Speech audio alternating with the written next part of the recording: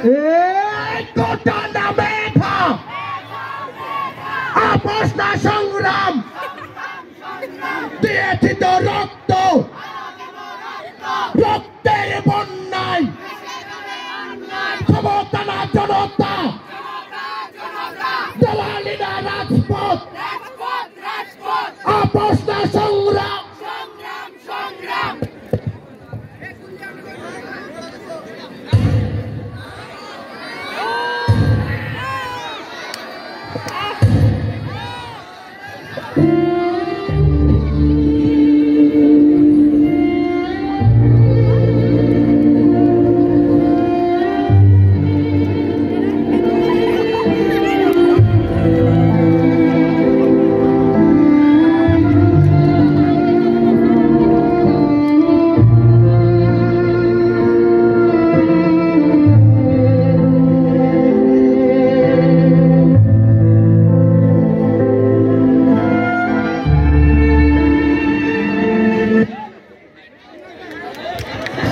এরপর হলো পাতি নেতা হেমায়েতুল্লাহ।